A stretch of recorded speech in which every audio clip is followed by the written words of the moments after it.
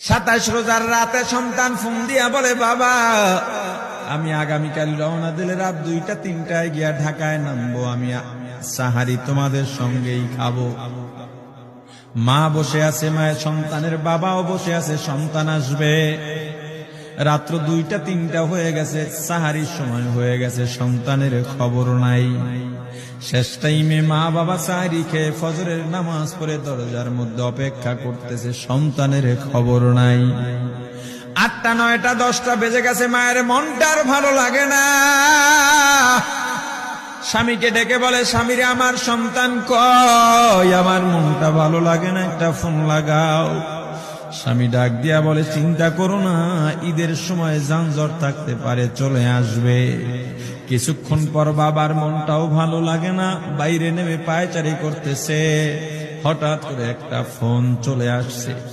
সন্তানের ফোন দেখে বাবার সে কি আনন্দ। ফোন রিসিভ করে যখনই সালাম দিল, অপর প্রান্ত থেকে সালামের উত্তরে সন্তানের কণ্ঠ পাওয়া যায় না। বাবা ডেকে বললেন, বাবা তুমি কে? এটা তো আমার সন্তানের কণ্ঠ নয়, তবে মোবাইলটা আমার সন্তানের। ওপার থেকে ডাক দেয়া বলে, আপনি কি এই লোকেই মোবাইলওয়ালার বাবা? বলে, হ্যাঁ।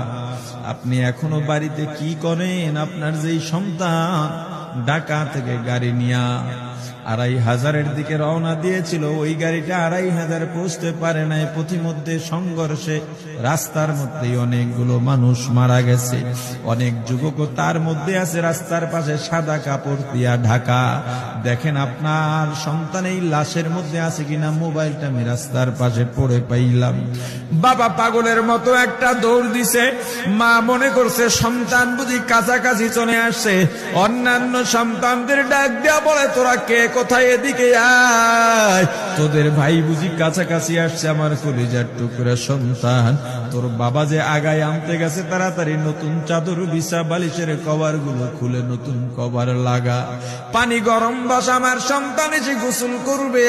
আহারে সবাই ফুলের মেলা, ফুলের তোড়া নিয়ে অপেক্ষা করতেছে। 4টা বছর কলিজার টুকরা বাড়িতে নাই, বিদেশ থেকে আসবে। বাবা স্পটে গিয়া দেখেন অনেকগুলো লাশ সাদা কাপড় দিয়া ঢাকা। একটা একটা মাথার উপর থেকে কাপড় উঠান আর কৌতূহল বাড়তেছে, কাপড় উঠান আর কৌতূহল বাড়ে। হঠাৎ তাকায় দেখে কলিজার টুকরা সন্তান লাশের মিছিলে শামিল হয়ে গেছে। বাবা সন্তানকে ধরে কাঁদেন আর বলেন, বাবা এত আদর আপ্যায়ন তোর জন্য, এত প্রস্তুতি রে বাবা। তোর মা তোর পথে বসে আছে রে বাবা, কি জবাব দিব বল? তুই যেদিন রওনা দিয়ে বিদেশ চলে গেলি, তোর মা সারা রাত ঘুমায় নাই, দরজায় গিয়া তোর পথের দিকে তাকা রইছি। কত রাত আমি মা আমি বাবা দেখলাম, তোর মা গভীর রাতে বিছানায় নাই। খুঁজতে খুঁজতে দেখলাম দরজায় গিয়া তোর মা কাঁদে। কত রাত তোর মা তোর জন্য নামাজ পড়তে পত্রে রাত্রটা নির্ঘুম কাটায় দিছে রে বাবা। কত রাত তোর মা তোর জন্য দোয়া করতে করতে নির্ঘুম রাত্র কাটায় দিছে। এই 4 বছরে 8টা ঈদ, ঈদের সময় আমরা নতুন কাপড় কিনছি, নতুন কাপড় পরছি। তোর মায়ের জন্য আমি নতুন শাড়ি এনে খাটের উপরে রাখলাম। ঈদের নামাজ পড়ে এসে দেখি কাপড়টা খাটের উপরেই আছে। তোর মা প্রথম ঘরেও নাই, মাঝের ঘরেও নাই, পেছনের ঘরেও নাই। খুঁজতে খুঁজতে গিয়া দেখি তোর মা কিচেন রুমে আছে। ওই নাস্তা নাড়াইতেছে, দুধ নাড়তেছে, দুধ উতলাইয়া পুইরা যাইতেছে, খবর নাই। আমি তাকায় দেখলাম তোর মায়ের 2 চক্ষু দিয়া টপ টপ করে পানি পড়তেছে। ডাক দিয়া বললাম, ওরে বিবি, ঈদের দিনে তুমি কেন কাঁদো? তোমার জন্য শাড়ি আনলাম, সেটাও কেন পরলা না? তোর মা জবাব দিয়া বলছি, স্বামী গো, আপনারা যখন নামাজের জন্য রওনা দিয়া গেলেন, আমার অমুক সন্তান আপনার সঙ্গে যায় নামাজ দিয়া নতুন পোশাক পরে নামাজে রওনা দিয়েছে, কত সুন্দর লাগছে দেখতে। হঠাৎ করে তাকায় দেখলাম আমার কলিজের একটা মানিক আপনাদের সাথে নাই। আমার মনটার ভালো লাগে না, আমি ফোন দিলাম আমার মানিকের কাছে। ফোন রিসিভ করে বলে, মা নাস্তা বানাইছি, খাইছি, এখনো ছুটিতে আছি, আনন্দ করতেছি, ঘোরাফেরা করতেছি, কিন্তু আমি মায়ের মন। আমি বললাম, বাবা তুই আমাকে পেটে ধরিস নাই, আমি তোকে পেটে ধরছি।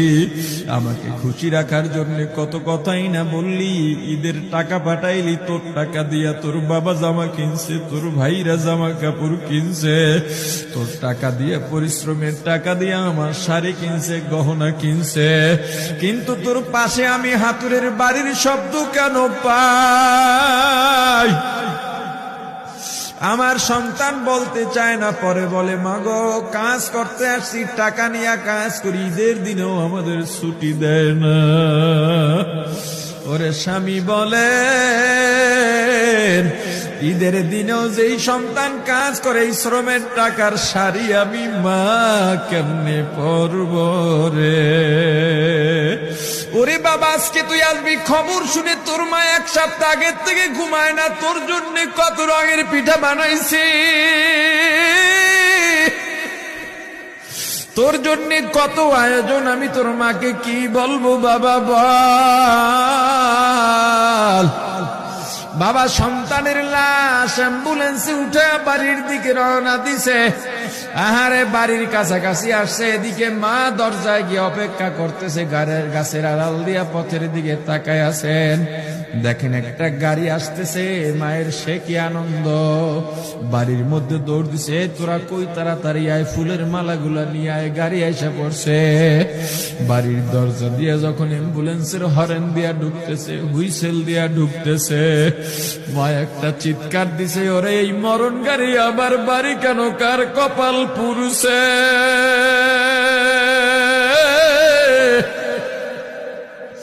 অ্যাম্বুলেন্সের দরজা খুলে তাকায় দেখে কলিজার টুকরা সন্তান এমন ঘুমাইছে, আর জীবনেও উঠবে না। মা কাঁদেন আর বলেন, ওরে বাবা এটা তোর বিছানা নয়, নতুন চাদর বিছাইছি। বোন কান্দে আর বলে, ভাই আরে তোর জন্য ফুলের মালা পরাইছি, ফুলের মালা বানাইছি, একটু মালা পরাবো। মা ডেকে বলেন, রে সন্তান 4টা বছর আমি তোর